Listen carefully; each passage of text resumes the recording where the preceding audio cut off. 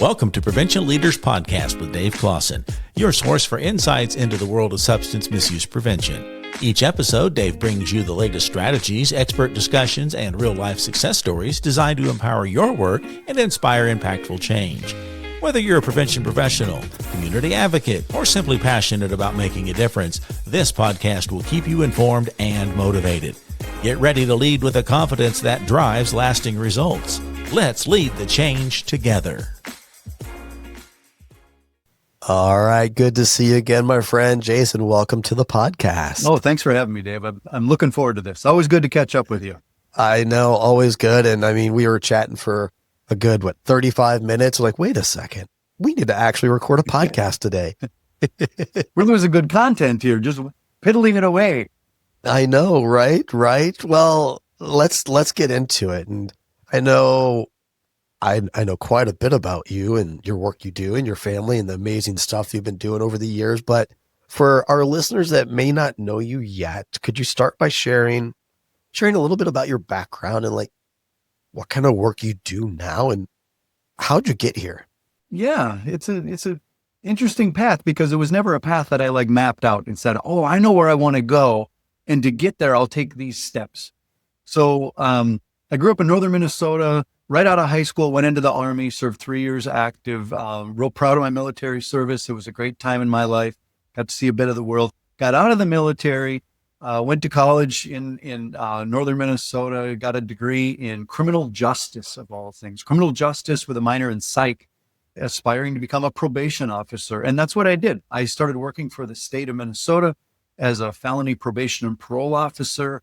And within a year or two of my job, sort of got voluntold to become a trainer of some things. And being young and energized and wanting to set the career on its right path, I was like, well, I'll do anything. This sounds like fun. And well, I'll tell you what, Dave, it wasn't long into that experience that I discovered that I probably should have been a teacher or a preacher. Because when I get a chance to talk to people about things I believe in, especially, well, there's no clock on the wall. I would just do that. So I had opportunities to become a trainer of different things in corrections, different evidence-based practices, risk assessment instruments and case planning and eventually motivational interviewing, which was a topic that really caught my attention. I really found that interesting. So I got credentialed in different things, still working as an agent, still, doing casework and enjoying that, but really enjoying the training gig. And then after maybe about a decade of living in that world, the Department of Corrections was kind of puzzling over how they had implemented these different evidence-based practices. And they're like, man, just because we've trained people in motivational interviewing, does that mean that's what we're doing? I don't know that that's true. So when large bureaucracies have questions like that, they sometimes create positions. And that's what they did. They created this evidence-based practices project administrator position. And I was very fortunate to get to fill that role for about 6 years. That meant more opportunity to do training, but really a lot more opportunity to dig into how do you implement things with fidelity? I mean, training is just a piece of that. Had the opportunity to work through the National Institute of Corrections as a regional training coordinator. Really got to sharpen my training chops with those folks, getting exposed to other people from around the nation and seeing how they put together curriculum and deliver it. So I got fed probably even more than I ever had opportunities to feed through the NIC. Came back to Minnesota with those things and still doing training stuff. Eventually transferred away from the Department of Corrections to a county probation system, became the director of my local county probation department and filled that administrator role for a decade. Really enjoyed working for the county, but I was doing training as a side hustle. I would do consulting stuff, motivational interviewing and a few other topics, strength finders. I'm a strength finders coach. Started doing some work through the Montana Institute, doing curriculum development and training with their prevention model. Fell in love with that organization and their work. It just felt so intuitive to address prevention in this positive way. So I was doing, in a typical year, probably 3/4 of my vacation time a year I would burn to go and do training go and do that work. But that was my minnow money. That was new windows in the dining room money, right? That was the extra. And I felt this tug to step away from the government jobs and just do training consulting full time. But I didn't want to miss the baseball games. I didn't want to miss the family dinners, and we had boys still in high school. And so really enjoyed and prioritized that family time. And then about 3 years ago, we became empty nesters. Our youngest son was graduating high school and he went into the military. And that was the time. That was the tipping point. My lovely wife sat down with me and said, honey, I think it's time we give this a shot. I know what you love doing it. Wouldn't it be fun to see what it could turn into? So now it's been, I don't know, about 2.5 years, a little shy of 2.5 years of me doing consulting full time. And you see this smile. You see what's happening here. I absolutely love it. I love working with people. I've done a lot of prevention stuff, motivational interviewing work, strength finder stuff, some keynote things, and it's all in topics that I get energized by. And as you've already picked up on, listener, and Dave, you know this, I always use probably about 100 words when 5 or 10 would do. I love talking. So thank you for indulging me with giving me a chance to talk about myself. And I just love how fun and human you are, and your stage presence is. Big Sky, the MC of the Summer Institute. And you have this knack for even when you're talking about a very heavy or even technical topic, you're able to just deliver and bring it and create such a safe space for folks and make it very easily digestible, engaging, and still very, very human-centered and focused. And I'm really hoping we can kind of unpack that a little bit, like the magic that you bring to making your, quote, presentations more engaging and taking them to the next level. What do you think? Oh, I appreciate that, Dave. Thank you for those kind words. That's really, really kind. I have so enjoyed the time I've been blessed to be the MC of the annual Summer Institute for the Montana Institute that takes place every year out at Big Sky. Has been just a fantastic experience to get to train for them, but to MC that event, to stitch together one presentation to the next and bring some energy, bring a little humor, but not just humor, some of the feels is something I really have very much enjoyed. One of the things I discovered early on as a trainer was that, you got to just make this engaging, right? And it's simple to say. That's easier. There's a deceptive simplicity to that. Like, all you got to do is make it interesting. but you do. And that doesn't mean necessarily entertaining. It can be, but engaging. Engaging can look like, more activity and things like that. But it's also, didactic lecture, not just lecture where I'm just preaching the content, but I'm evoking the content and reflecting it back.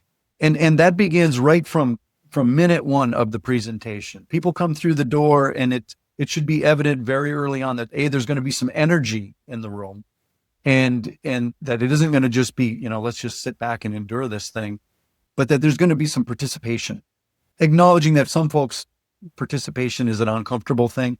So meeting them where they're at, but intentionally bringing out engagement. We're not doing, this cliche, we're not doing death by PowerPoint here. We're not just doing talky talk, lecture. So I've seen you, but let's paint the picture for our listeners. If one of our listeners were to walk into one of your trainings today, what would they see? What would they feel? They just walked in the door. What are they greeted with? Oh boy. I love the question. It is weird to answer the question while trying to be, and this is a tough word for me, but modest. I think first of all, there would be energy. It would be engagement, but energizing. And not superfluous or just like bubbling and wacky, crazy, goofy, but it would be evident that the topic or whatever we're talking about is important to me. And I try to bring a balance. I mean, I even when I put together my PowerPoint or I think about what stories I'm going to use to give examples, I try to balance some humor and some high energy with some heavy and kind of a, if you take people into some heavy stuff, you got to have a little release. You got to have some little comedic almost, a release. And the flip side of that, you can't just be light and bubbly without also creating some space for people to have a connection to the content and to have them experience this is just $100 words, but the affective part of training, like the feels. They should feel that there's a reason that we're doing this thing, that it matters. So those would be, I would hope those would be the things that people would be observing or experiencing if they walked into one of my workshops or trainings. Kind of similar approach. Like the way I articulate it is when I start to craft whether it's a keynote or a full day workshop, whatever it may be.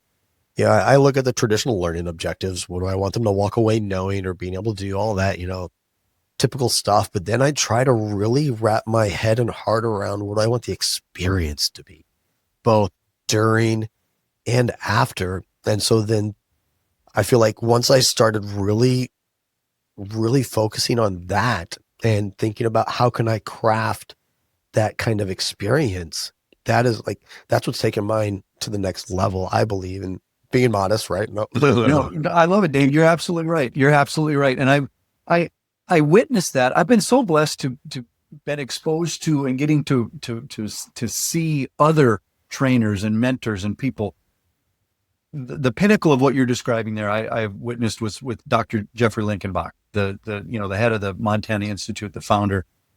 I remember being in planning meetings with him and clients. So, an agency in Florida is going to contract with the Montana Institute to come in and do a keynote and some workshops. And I'm going to be the facilitator. And so I get to participate in the Zoom meetings with the client.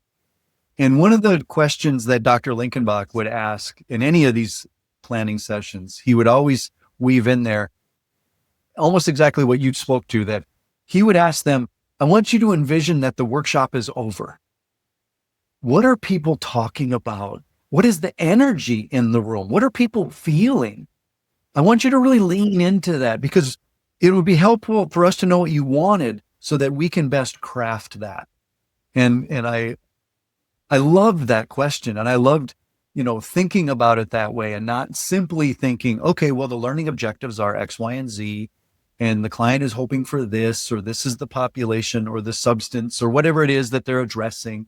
And we got to get the data, but the feels are what drives everything else. Yeah. I know we'll probably get into the tactics on how to craft that, but yeah, like everything from the seating arrangements to what's on the tables to, like, for me, what I wear even can help affect that experience, or is there background? Yeah, there's a whole lot, the colors on my slide deck, the imagery, and yeah, there's so much that we can really put into that. But early in my training days, the experience wasn't a thought. It wasn't. No, my earliest trainings, I was training very unpopular topics in my industry at the time.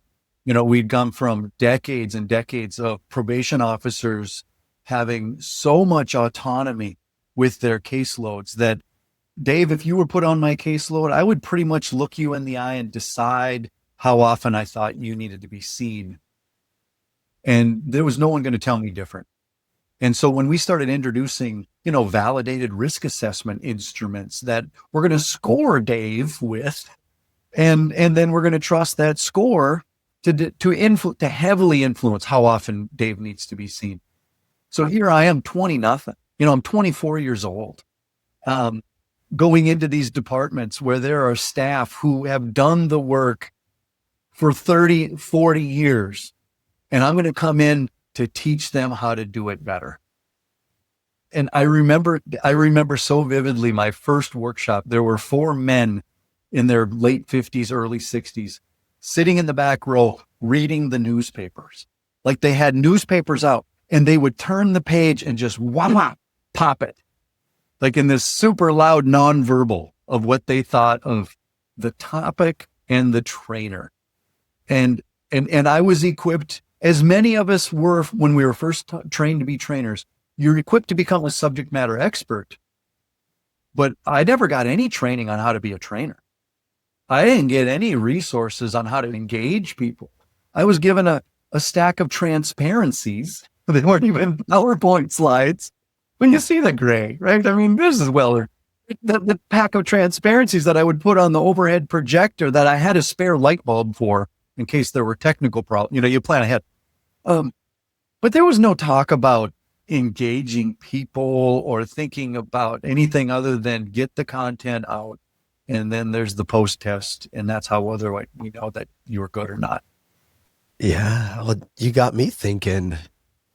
I first learned how to be a trainer or instructor when I was the captain of my varsity wrestling team in high school. I would teach. And then in the Army, I was picked to go on our Advon party. And so I got trained, and then I trained the guys when they came down. But in those situations, we don't really think about or talk about emotions or the experience. No. It's just straight fire hose delivery of information. And Right. yeah, I'd never sort of connected those dots until just now. And we can also reflect on teachers, high school teachers or college professors or even coaches who were clearly subject matter experts, who knew their stuff. Like, I mean, I know I had some college professors that were, published and renowned in their field, but they couldn't teach you how to tie your shoes. They were so dry and so benign. And yet on the flip side, we had teachers and professors and coaches who maybe weren't the best. They I'm not going to say they weren't the best. They weren't published and renowned in their industry, but they were so engaging. They spoke to you. They were able to connect with you. They were able to connect with the class, the team, that at a different level. So one of my favorite things I do professionally as a trainer is help train trainers. I've been doing quite a bit of that with motivational interviewing, helping agencies and organizations be equipped with their own internal capacity, to do coaching and some skill development after the contract's over, right? And so when I do that work and develop trainers and coaches, it lights me up to have these conversations with people and to give, just some, it's kind of inside baseball, right? It's a little bit of, let's lift the curtain here and talk about what are some of those elements that what are some things, some tactics or some techniques and even some technology to help increase the engagement. What can make the learning go from just this passive sit here in the chair to being participatory? And I'll give one of them right now. It's one of the quickest, simplest ways to do a quick engagement opportunity or activity with no matter what you're training or talking. I call it a rapid reflection. It's called rapid reflection. All you need to do this is either a stack of Post-it notes or when I got a stack somewhere, index cards. We used to call them recipe cards, but now there's Pinterest. So now you can find out that the recipe came over on the Mayflower before you can get to the list of the ingredients. That's another topic. But you just need a stack of paper. So you give everybody a Post-it note or you give everybody an index card. And after, this is after you've given some content. We've just gone through some stuff. Maybe we're halfway through a full day's content or training, right? So we've delivered more than one thing. We've delivered a number of different points or concepts or techniques. And then you ask the group, everybody take your index card and write down your biggest key learning so far. It's the most important thing. It could be a word. It will be no more than a sentence. What's your biggest key learning so far? Write that down. And then don't put your name on the paper, but just fold the paper in half. And so they do that and say, all right, now with your folded papers, hand them around the room enough times that you have no idea where your paper is and you don't know whose you have. But after a little bit of shuffling around, everybody ends up with a folded piece of paper that they don't know whose it is. And then I'll go through the room and I'll say, all right, over here, Sarah, what does your card say? Oh, my card says that, that the attitude of approach, showing up as an expert doesn't work. Wow. And so I'll reflect that. Maybe the other one, open-ended questions. Too many times we put our answers in the questions and we close them off. Oh, that's a great learning, Melissa. That's fantastic. How about you, Brad? What does your card say? And so you get this review But let's think about what just happened here.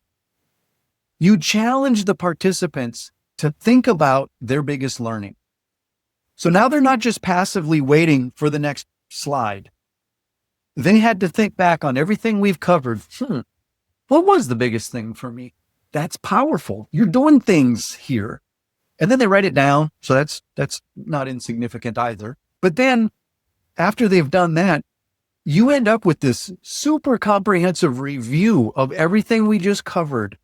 And I didn't do the review. They did the review in a non-threatening way. You didn't say, Dave, what did you come up with? And Dave's sitting there going, geez, all I had was that, lunch was too short. I don't, whatever, there's nothing, you don't have to worry because nobody knows who wrote what. It's super quick. It doesn't require a lot of prep or technology. You just need papers or something. But it's just one quick example of a thing that you can drop it in there, non-threatening, rapid reflection. Boom. Yes. And I got to put my subject matter expert analysis on it. Some of the things that I like about it, the quiet think time, they're writing it down by themselves. And so for those introverts, those crockpot thinkers, they think better that way. So you're able to really align to those types of thinkers to create a safe space for them to contribute. Then you've got that person-to-person interaction, handing the cards around. So you're building that community sense, that feeling. But you also said, making it safe. You're not calling people out, putting them on the spot, which is wonderful. And yeah, like one of the biggest things that I took away from my master's degree program when it comes to adult learning is the more complex the topic or content, the more the learner needs to engage with the content and with each other around the content. And that's what you create there. And if you've ever used a sticky wall, like that's one of my go-tos. Oh, yeah. Is a big old sticky wall. And I'm picturing like populating that sticky wall every time you do a rapid response. And then you've got this wall of knowledge. So I did something similar. And we just did one round.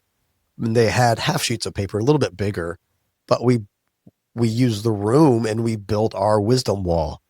And it was all of their nuggets of wisdom. And then afterwards, guess what? It was their picture wall. Folks went and took a picture with it. So for the visual anchor, the memory, a picture of it to go with that memory of the core learning. And I just like the fact, if you say, put it on a sticky note, because we're going to make this learning stick.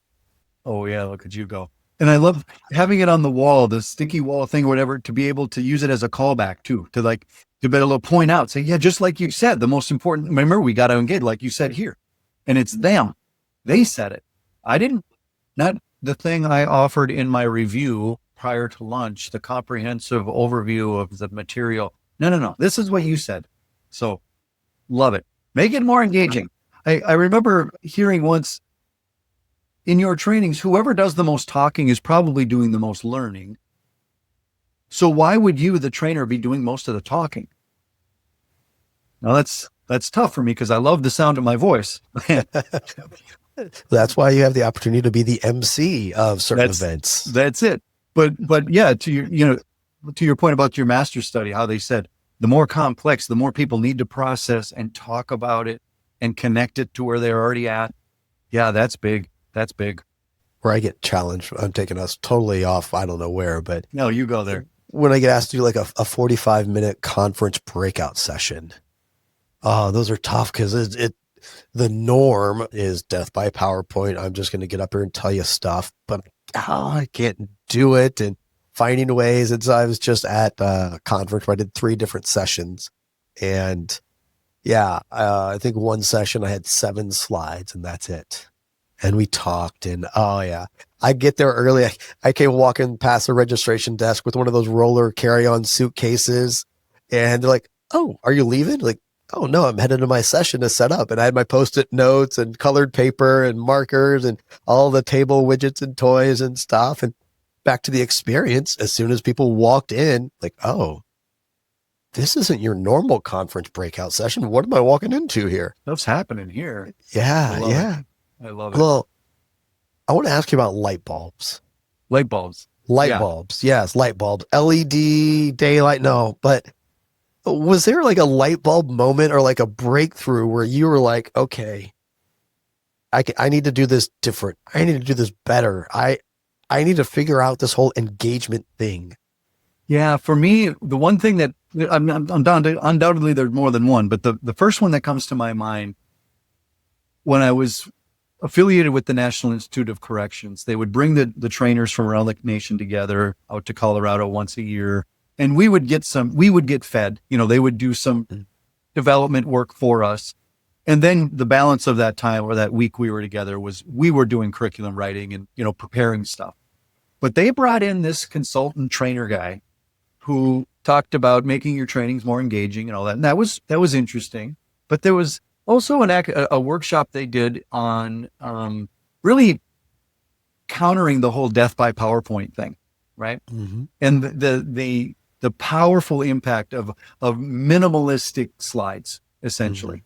Mm-hmm. And somebody at the NIC had written a white paper about it, about this, kind of debunking the myth of our ability to multitask. Like we talk about multitasking, but when you look at the neurology, you literally cannot read and listen at the same time. You just can't.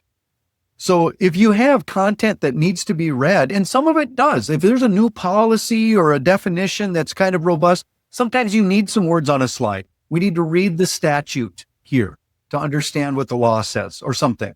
There's merit to that. But beyond that, there usually just isn't, right?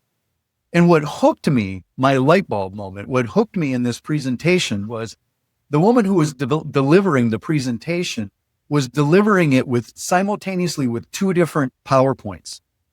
So she had up on one screen kind of an old school traditional way to do her presentation. And on the other screen was doing it this way.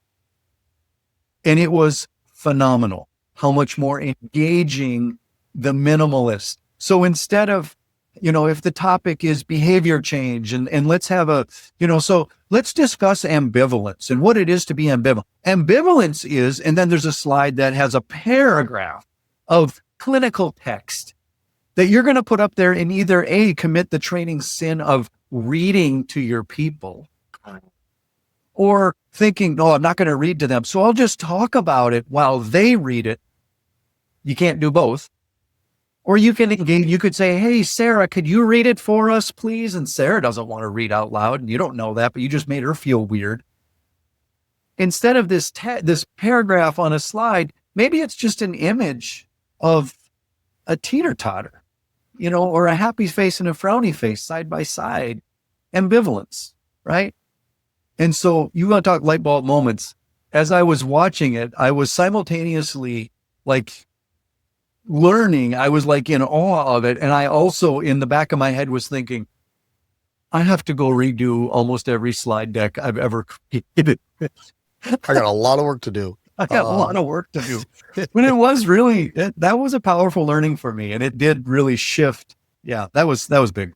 Yeah. Oh, and you got me thinking too. It's I try to articulate folks why, how to take their online training to that next level. And that a recorded Zoom webinar is not an online training. And I think I need to do a side-by-side demo like you just articulated. So thank you to you and to whoever that NIC trainer was, because yeah. Now I have some work to do. Mm-hmm. Yeah, that side-by-side visual was so powerful for me to see kind of the classic way and then the more engaging way. I don't want to say the right way, but the more engaging way.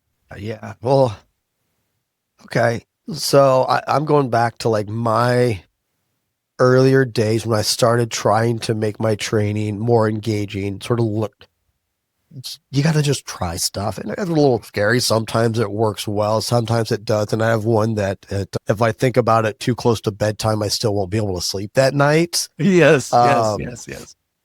What's a challenge or what's something similar? I know you've always got a story. Hit me with it. I do. It came to be in front of mine almost right away because it was my worst training. Oh my gosh.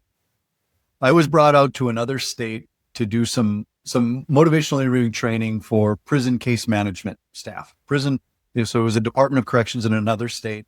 They wanted me to come in and do 2 full days of MI training. And it was one of my first times going out of state and doing the MI thing on my own. I'd been doing it in-house, as part of my day job, as one of my other duties as assigned. But obviously I couldn't use that curriculum. Not only would it be not ethical, I mean, you can't do that. So I was really proud to write my own curriculum and create my own slide decks and delete some of the activities I never really liked. And I could spend more time on the stuff I enjoyed or I felt was valuable. So I was really proud of it. And I put a lot of time developing this 2-day training, a full 16 hours of training. And we get into the classroom and we get going. And at the end of day 1, I had burned through 2 days worth of slides. I had gone through all of my content in day 1. So I was up, you want to talk about not sleeping. I was up the entire night, not just having to come up with more content. I mean, it's easy to come up with another full day of content of, a topic, but doing it in a way that somehow would seem like on purpose to fall. So yesterday, even though we ended here, let's go back to where we were at 9 a.m. and say more about that. And but it taught me a great lesson about being over prepared. I would much rather have more content than what I could possibly get through, so that I can on the fly edit and pivot and spend. It can be distracting for some people when you skip over a slide or you skip over a thing. And that's a reality, but I'd rather endure that than be done and look at the clock and go, we got 20 more minutes of Q&A. That's not awesome. So Yeah. Well, let's get into some of the tactics, the tips and tricks and the do's and maybe think twice about doing. You can't say no, but the good and not so good. Yeah. Yeah. What are some of those rapid fire thoughts, tips for folks? I think first of all, we could go in so many directions here, Dave, and I love this format because it allows us the space to do that. I think it's important to first know your audience, right? Like you said in your example, you didn't know that the vast majority of your participants were not there for that training. You didn't know. Had you known, there's only so much you could do because you were there to train campus, right? But knowing your audience isn't simply knowing, what their roles are, but knowing, what's relevant about what you're going to teach, knowing, the dynamics of the room as much as you can. If there are great big distractions or things going on within the organization that, you just might want to be sensitive to. So knowing your audience is important. Even broader than that is just knowing how adult learners are different, and there's adult learning theory we could talk about, but just acknowledging that these are people who come to the training with real life experience. They're not full-time students, most of them, right? They have other, demands upon them. And so to treat them accordingly, we can't just assume, oh, I know how to teach simply because I've seen teachers my whole life as a student. Yeah, there is a nuance there. So the distinction between the adult learner and the conventional student, I think, is an important thing to honor. If I want to spend or dip a little bit more into the different learning theories, we talked about minimalizing our slide content and not being too heavy on reading. Well, hey, there are some people who learn better by reading. Well, that's where handouts come in, right? That's where interactive. I love interactive participant guides that have some fill in the blank stuff because there's some note takers and they love that. They geek out about that and they learn that way. But I'll point out that this is for you. This isn't a worksheet I'm collecting, right? If it just helps you to write it down or to have some of the bigger pieces of content on that document or in that packet. So they don't feel obligated to have to take a picture of every important slide or write it all out by hand. I'm a big fan of that, of interactive participant guides. I'm not the biggest fan of handing out my slide deck, with the notes. And I get why it's helpful for some learners. I do, because some really do like all of that content and they like to be able to write their notes next to the slide. And I'm sensitive to that. My reasons for not handing out the slides in advance, it's not proprietary. It isn't like, oh, this is sacred and you got to pay for this. It's more about, number one, my ego. I want you with me. I don't want you in here. I want you in with me as much as possible.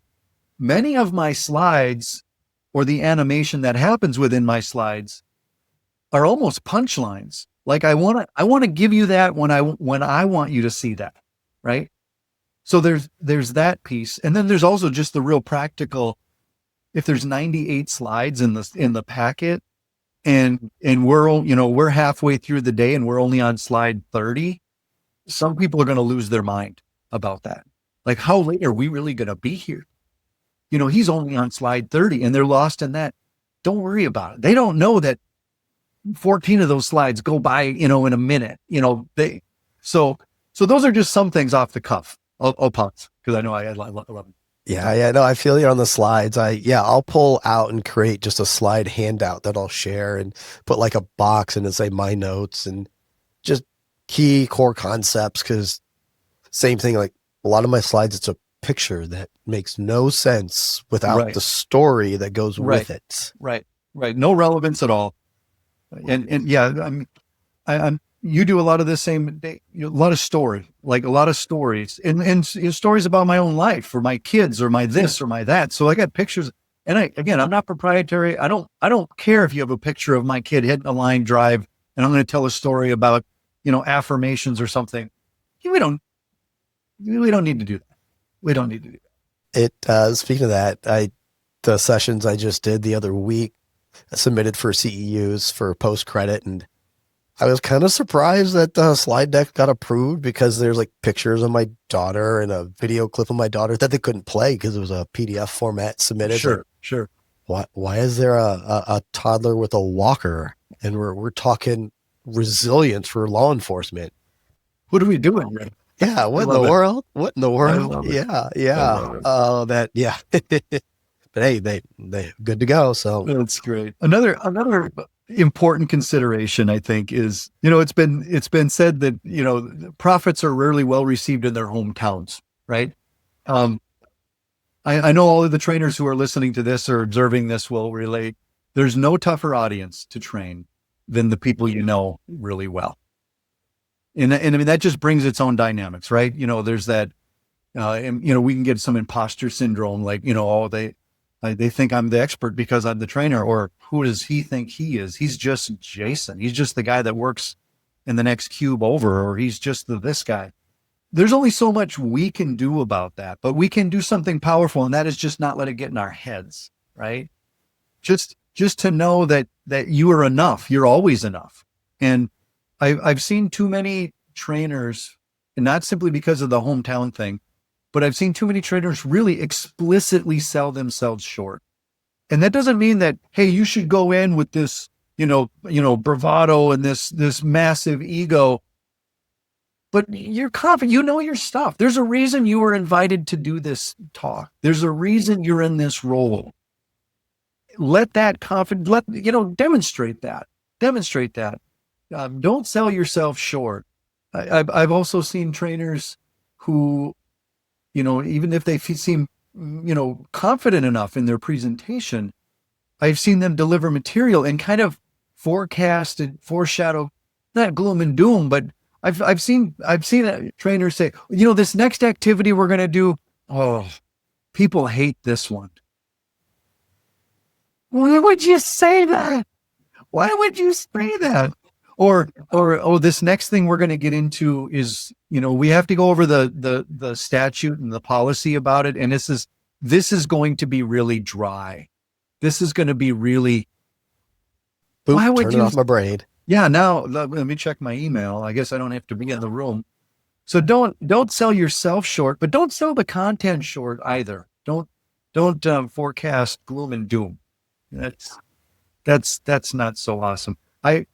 In my motivational interviewing trainings, I've allowed this to be a bit of a shtick. I wait for people to pick up on it. When I introduce that we're going to do an activity, After about the second activity, I start referring to the next activity as my favorite. Oh, this next activity is my favorite. I can't wait for you to do this one. This one is so, it's like we get some, just hang on. I'm not going to give away the secret, but this one's my favorite. And then I'll say that again, 45 minutes later when I'm introducing the next one. And it doesn't take too long for someone to say, hey, you said that about the last. I'm like, they're like my children. They're all my favorites.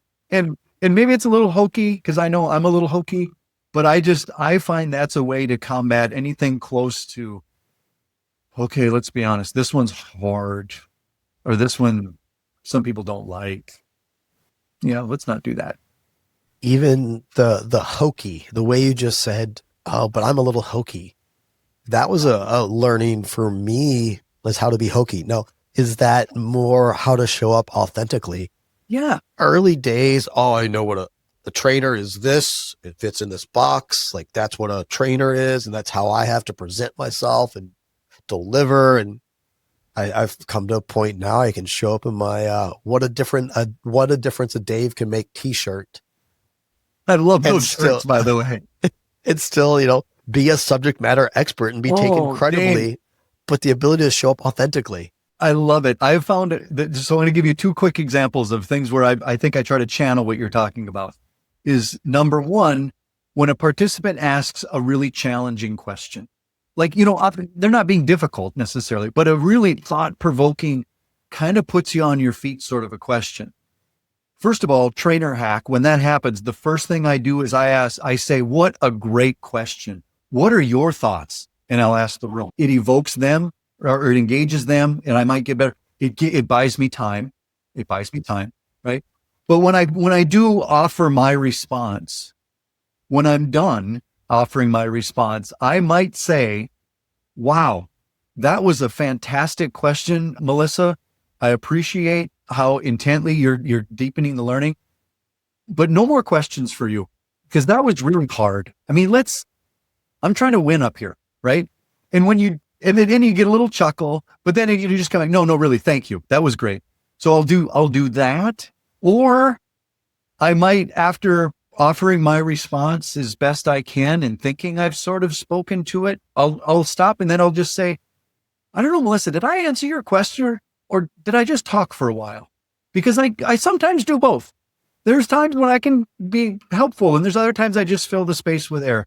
What did you get out of that? But it is a way to sort of self-deprecate and to offer, like, I'm being vulnerable. I don't know all of this stuff. And engage that room, man. When things are tough, especially. Yeah, what did you get? What do you do with that? How do you understand that in your work?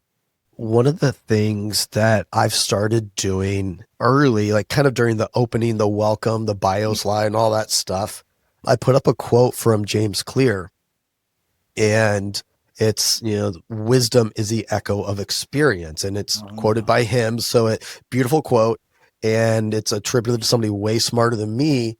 Yeah. But the way I sort of share that is kind of twofold. One is I put this slide up as a reminder to me that all of the lives that I've lived, whether it be my combat, my trauma, my PTSD, my anxiety, my success and getting my master's degree, and I can drive home whatever life lived experience is relevant for the topic. Yeah. In a authentic, not a woe is me or look at me way, but it's a way to remind myself that in all of those experiences, I do have wisdom.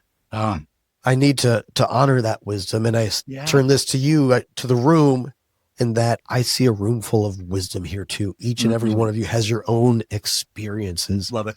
And with that comes wisdom. And I hope today, my role as a facilitator, that I'll be able to create some space and opportunities for y'all to share that wisdom. And so I want to affirm them as the adult learner, like you were talking about, that they have experience. I want to affirm that, but then I also feel like it sets the stage for the engagement and for me to be able to turn it back to the room as well, to really elicit and empower that wisdom. Perfect. And I love what Dave, how you talked about doing that at the outset, like setting the tone, because we do set a tone right away. I try to, those first moments of the training, we know with relationships that first impressions really, really matter, right? I mean, we know that. And it's not just intuitive. It's not just a bumper sticker that you never get a second chance to make a first impression, but it's true. Like the determination of therapeutic alliance, how much I'm willing to see you as an asset and a resource and credible, I'm determining that right away. So I'm aware of that in how I carry myself before the training's begun. The extent to which I'm being personable and trying to be engaging with people, and I'm not hiding behind the podium trying to look busy or thoughtful with my notes, but being human before it begins. And then starting with energy, but not just clownish, entertaining energy. When I introduce myself, I'll go through my professional credentials, a version of what I did when we started our conversation just now. Here's my professional story, but then I'll say, yeah, that's just my work me, right? Here's the most important part of me. And I'll bring up a picture of my family and I'll introduce my lovely wife. 30 years, we're on our 30th years of marriage. Here's a picture of my dog, right? And he's the best dog I currently have, right? And we make a little fun at the dog. And then my 2 boys. And when I introduce my boys, my older son is one of my best friends. And I'll bring up a photo of him and I'll get almost a little tear. Just so, someday I want to grow up and be him. Like him. And then before I click to the picture of my younger boy, who's a soldier right now, I'll pause and I'll just say, I want you just to not misinterpret if there's emotion in my voice or if my voice cracks when I click this. It isn't because I love my kids differently. It's just that this one isn't as available to me right now. And I'll click and there's my soldier. And you can see it right now. There's the tears, right? There's the emotion. And I'm not trying to manipulate the audience and get them to feel sorry or sad or whatever. But when you demonstrate this is who you're going to get for the next 45 minutes or the next 2 days, is somebody who can bring some energy, but it also can bring some, and I'm okay with this, with you seeing this and experiencing me this way, because this is who I am. This is my authentic self. We're always modeling to our participants. We're always modeling what it is we're hoping for them to be and do. And so I find no better way or time to do that than right out of the gate. That's that stage right away. So absolutely. Yeah. When you're talking about skipping slides, I was going to share one of the things that I do most of the time now. Actually, it's kind of twofold. One, I would love to talk time management. That's been a big growth area, learning area for me. But then also sort of a subset of that is when you have to skip slides. When folks are talking to each other, pair and share, 1, 2, 4, all, whatever the activity is, yeah. That's when I'll go and I'll actually minimize presenter view on the slide deck, and I'll go into the actual PowerPoint. You can hide slides before you get to them, while still leaving the slideshow up on the screen, and they have no idea. They don't even know you've done it. Right. Yeah. But not all settings, training rooms really create that opportunity. But that is one thing that I've been able to do, and it works well. Like folks have no clue that we just skipped 4 slides. Yeah, we just dropped the whole activity. Yep. I love it. The other thing I want to lift out, that story reminded me. For the most part, when I've got participants doing a breakout activity thing, whether it's, no matter what the thing is, no matter what the activity is, I challenge myself to not use that as my break time, right? And it is a natural break time. I mean, it's a chance to top off your coffee or to get that bottle of water or, sure, but it's not time to check out, because it's in those activities, it's in those breakout conversations. That's where the learning is really happening. So I gotta be on top of my A game and be part of that as much as I can. Not to like walk around and make sure they're not having side conversations, but that happens too. That's a byproduct of this. But to check in, because that's where a table will say, Jason, I'm confused. I mean, what is the difference between a this or a that? Or how is it? What are we doing? So you can keep them on task and engaged that way. It's just not break time. Now, another self-deprecating story. When I first started doing curriculum development for the Montana Institute, and I was so honored that they trusted me to help do this, to help build this new curriculum of a new communications program we call Let's Talk, where it's like the conversational aspects of prevention work. And so influenced by motivational interviewing, but not, it's not just a repackaged, it really was its own thing. And so I worked on this for the better part of a year. developing and revising and beta testing this curriculum until finally it's time to go live with a real presentation in front of a statewide conference. And Dr. Linkenbach is there, and these higher ups from the state of Minnesota are there that are going to review this and see if this is worth investing in or whatever. And there's, I don't know, 200 people in the room. So not the biggest number of people, but there's people. And in the days leading up to the workshop, I had the worst head cold I've had in a decade, right? Like me right now. Actually, you wouldn't know anything about that, brother, right? There you are. Get another cough drop. I was sick. But the day of the presentation, I felt good, but I was symptomatic, right? I still sounded like Barry White, and I still had to think, but I'm good. I'm okay.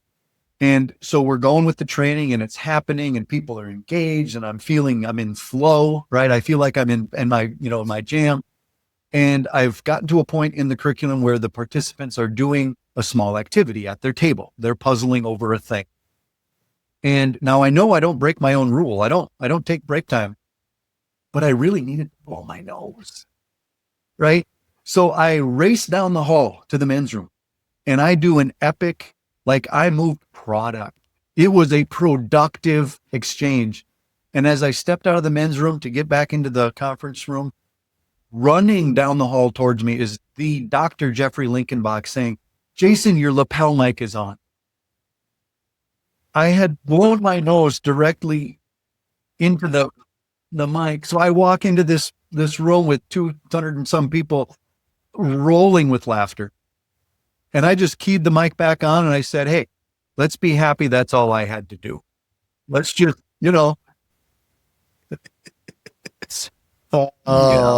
that plays right into your personality, though. Being hokey. Just be hokey. Just got to be hokey. Right. And I got a couple more questions as we start to wind down our time. Yeah, you can. But I just want to throw it out there too. One of the things that really has helped me, I feel like, is you're keeping adult learning theory in mind, of course, but also bringing in personality theory and how I can create space for the different types of personality traits.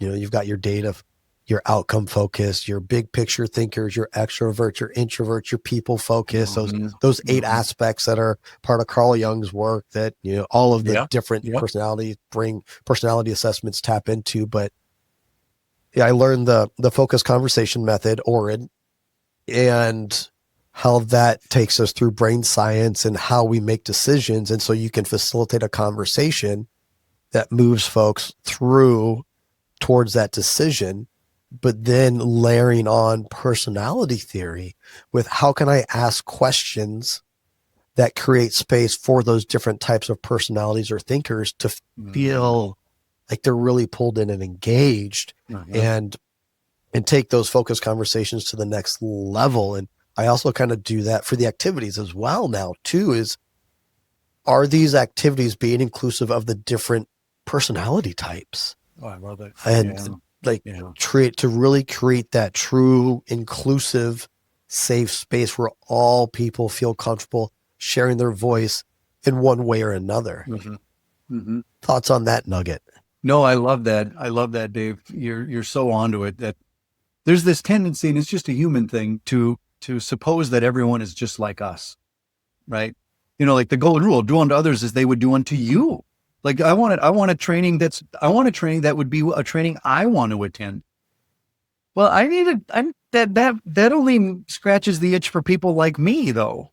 So how do I attend to the different personality types, the different learning styles, being cognizant of that I don't create just to set up an activity, a slide deck that just speaks to one or another, because I will probably, I will lean towards what I like.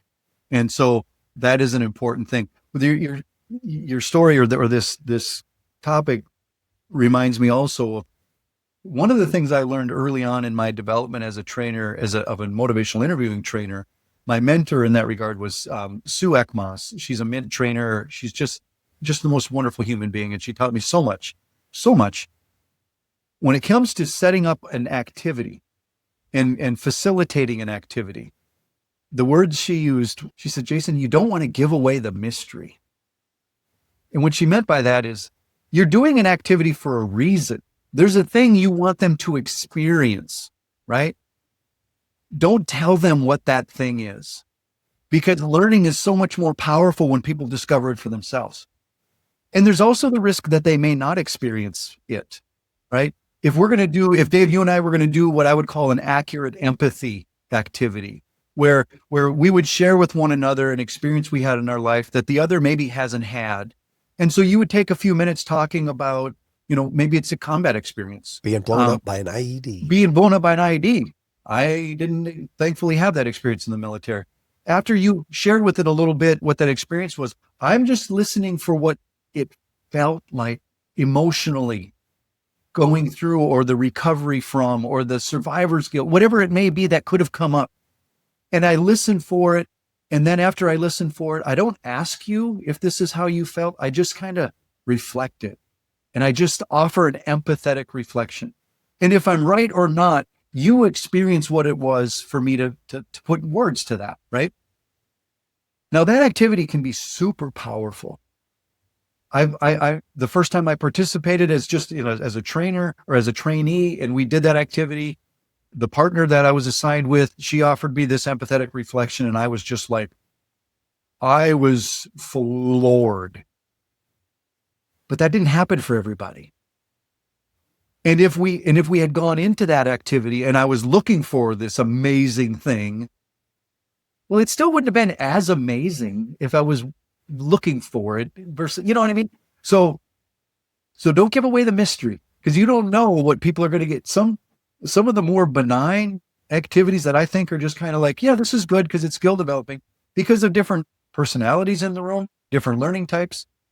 For some folks, those are the really, wow, that hooked me because I got to see the concrete evidence of the data of the, versus others are like, oh, I love this one because there were all the feels and the emotive thing. So, I would also, so you reminded me of a combo that I like to use.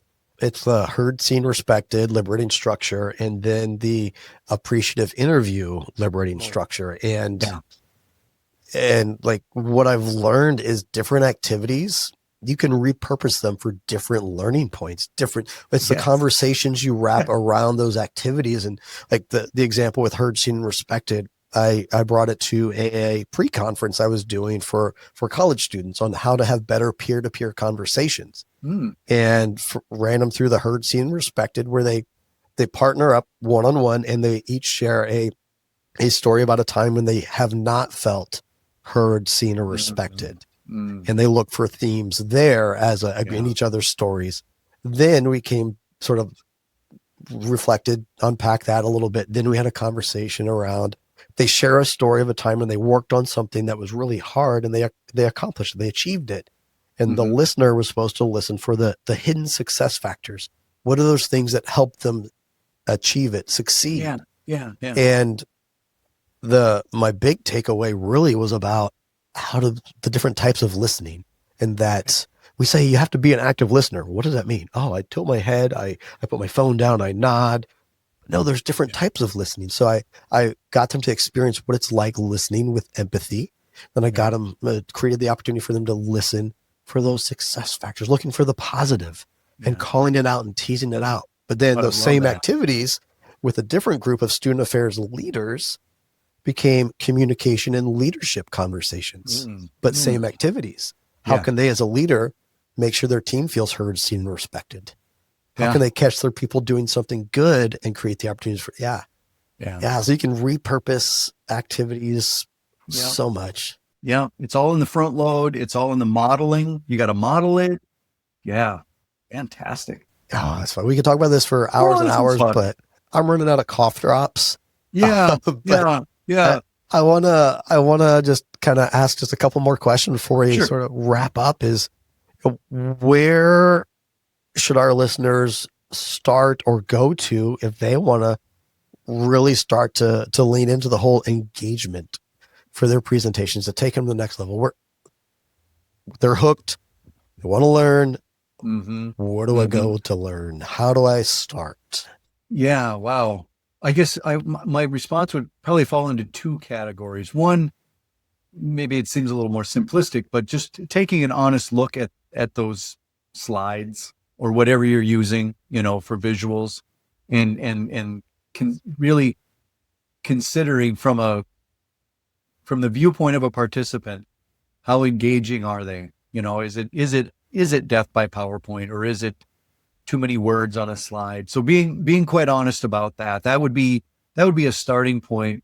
But then the second area is just that broader, who's doing most of the talking in the room, right?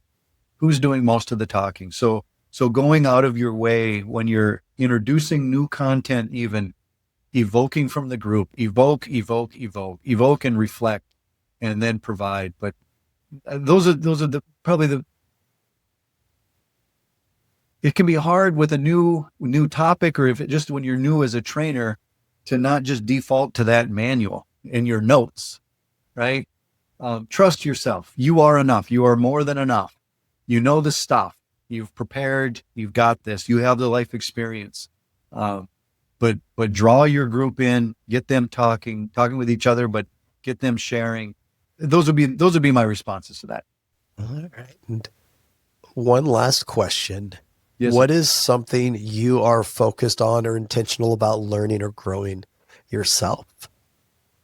Oh boy, what am I focused on? What have I been focusing on? Yeah. Oh, I love your question. I think now that I've been doing this work full time, I mean, I've been training for 20 some years, but now that this is my full time thing, my focus now is to not become rote, to not become like I have the opportunity to deliver the same trainings again and again and again. It shouldn't ever be the same training again and again and again. So challenging myself to be aware of the differences on a bigger level of like, what is the organization or the industries, what makes it different? But what is it about this room? What is the chemistry or the makeup? Who is here? And amending my materials accordingly. It may or may not include like changing my slide deck or whatever, but to your point about how an activity can just be amended or changed on the fly. So not becoming routine, because that can be the pitfall of comfort is complacency, right? Where you're just like, oh, I've delivered this training 100 times, so I'll do it again tomorrow. I got this. Well, how do I keep it fresh? What am I doing there? So yeah, who am I reading? One of the cool things about coming out to the Summer Institute each summer is, just as you said, we, the faculty, learn as well. We're there to learn too.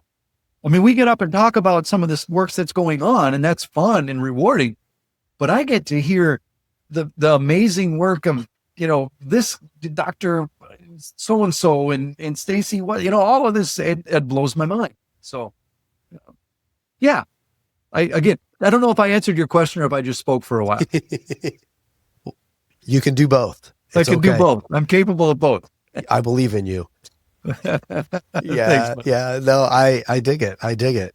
Absolutely. And I was curious if you're going to mention the book you're reading, Extreme Ownership. Oh yeah. Extreme Ownership, yeah. Jocko. And I can't remember the name of the co-author on it. Babin. Yeah. Late. Cause it's right back there on my bookshelf. It's right back there. Mine's right up there. Yeah. Yeah.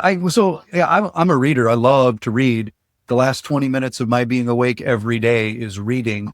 And I alternate where I will read, help me grow and be better and a better human being, or faith development text or book. I'll alternate between that and then just a fun, what's the latest, whoever author, or just a fun, entertaining read. But yeah, I'm not even a third of the way into Extreme Ownership, and yeah, interesting stuff. And Dave, you and I spoke a little bit before we hit record about, the different leadership texts or leadership training models. There's a lot of parallels between them, but depending on sort of where you're at in life and where you're at personally, professionally, mentally, chemically, different approaches could really speak to you. And so, yeah, I find that that's been an interesting book. I've enjoyed that one. I'm just looking at my library of some others. Well, the 4th edition of Motivational Interviewing is a great read. Oh, I've not read the new one yet. Yeah. Yeah. I mean, it looks like a dry text, but that's really good. That's really, really good. Yeah. I'm out of water and cough drops, if y'all can't tell by my voice getting super, super raspy. Hit the wall. So hit the wall. I think that is God saying, time to take a break, Dave. Yeah.